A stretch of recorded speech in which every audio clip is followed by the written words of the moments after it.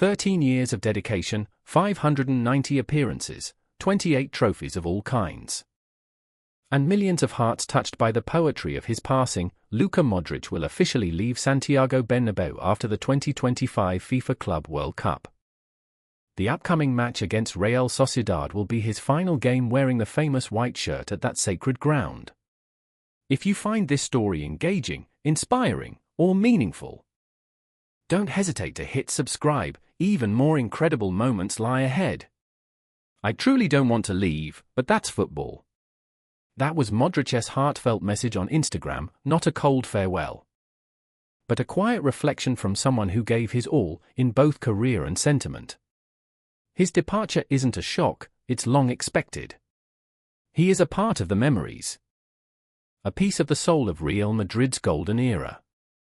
And as he leaves, an era of emotion draws to a gentle, yet wistful, close.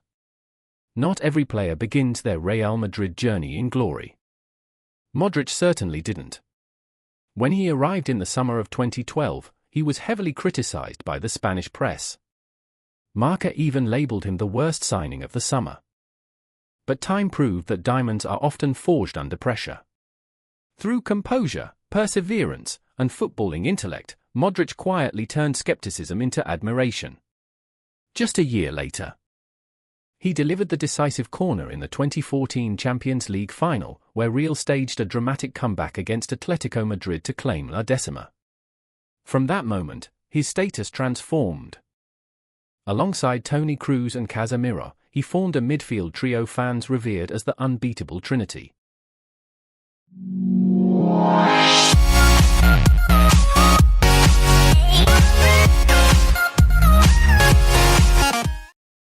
Between 2016 and 2018, they dominated Europe with 3 consecutive Champions League titles, a feat unmatched by any modern midfield trio. Across 13 seasons, Modric made 590 appearances, scored 43 goals, and helped Real win 28 major trophies, including 6 UEFA Champions League titles, tied for the all-time record, 4 La Liga titles, 2 Copa del Rey trophies, 5 FIFA Club World Cups, numerous domestic and continental Super Cups. He also became the oldest player ever to score and appear for Real Madrid in La Liga, surpassing Ferenc Puskás in May 2025 by netting against Valencia at the age of 39 years and 116 days. Another chapter added to an already legendary book. His most iconic personal achievement? The 2018 Ballon d'Or, awarded to the world's best player after a golden year. Champions League winner with Real Madrid and World Cup finalist with Croatia. He is the only player outside of Messi and Ronaldo to win the award in over a decade, since Kaká in 2007. From a flop signing to a living statue in Madridistas' hearts, Luka Modric's journey was one of doubt, belief, and ultimately, immortality. But like all great things, it must end, not out of bitterness or discord, but because time moves on and new generations await. Modric and Real Madrid part ways in mutual understanding and quiet respect. It's a decision reached with care and kindness, not over contracts or playing time. At 39, Modric is part of history but is also being overtaken by it. No longer first choice in major clashes. He started only 23 matches in the 2024-25 season, mainly featuring off the bench. This silent shift was most noticeable in the high-stakes fixtures, Champions League ties and El Clásicos. Modric never complained or demanded more. He remained quiet and reliable.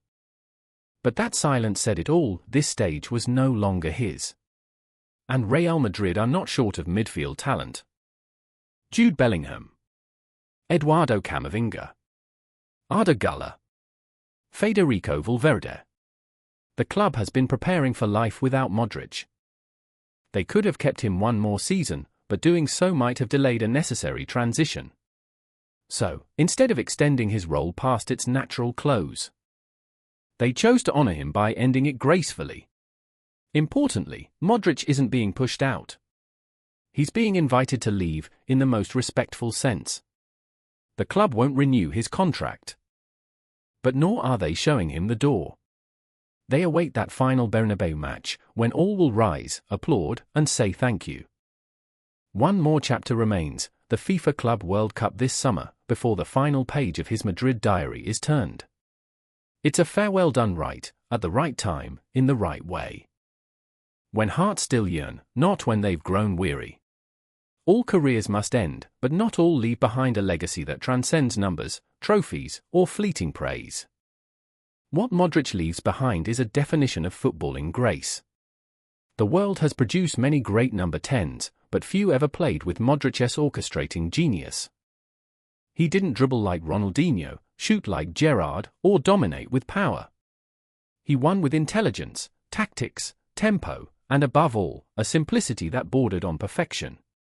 At Real Madrid, he was the most trusted hub. Every ball could pause at his feet and resume its journey with precision. His line-breaking pass against PSG in the 2022 Champions League last 16 is still remembered as a masterclass of vision. Rarely did Modric shout. He wasn't a loud captain like Sergio Ramos or Roy Keane. But he was always the first to act when the team needed rhythm, calm in the storm. A leader by presence, not volume.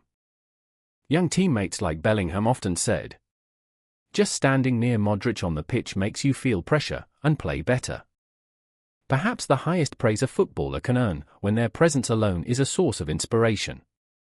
From Mourinho to Ancelotti, from Zidane to Lopetegui, no manager ever built a dream team without Modric. Alongside Kroos and Casemiro, he helped forge one of the most efficient and enduring midfields in modern history. When Casemiro left, Real lost their shield. When Kroos retires, they'll lose their compass. Now, with Modric departing, the golden era truly ends. Those who shared the pitch with him couldn't hide their emotions. Jude Bellingham wrote, "Brother, from the bottom of my heart, thank you for every pass. Whether with the instep or the outside of your boot. Every dribble, every nutmeg, every shot. But more than anything, thank you for every conversation, every hug. Every dinner and every wise word you've shared." Antonio Rudiger said, "Thank you, Lukita. It's been a massive honor to play alongside you. A world-class career and a wonderful person. One of the best midfielders the game has ever seen. I'll miss you not just as a teammate, but as a friend. Thank you, our great legend." Sergio Ramos penned a heartfelt tribute. "A genius. A friend. A brother has just said goodbye to Real Madrid.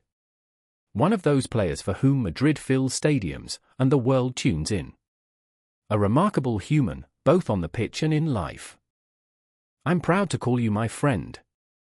The lights at the Bernabéu won't shine on you anymore, but your name will forever light up the grandest chapters in Real Madrid's history.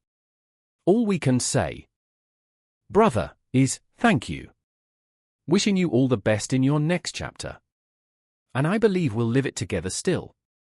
Love you, Lukita." Cristiano Ronaldo also offered a short but respectful farewell.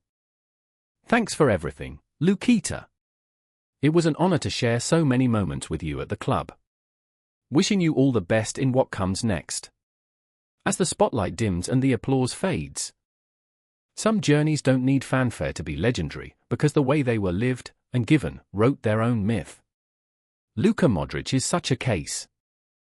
This goodbye isn't a page folded shut, it's a poem read to its final line. Because from now on, whenever Madridistas recall their golden years, Modric's name will come instinctively, as if that number 10 never really left. And though a new generation is ready, though other names will shine at the Bernabéu, it may be a very long time, before we see another midfielder play football like music, the way Luka Modric once did. He leaves. But what he leaves behind will remain, in the memory of a great club, in the hearts of football lovers, and in history, as a symbol of greatness that never needed to shout to be heard.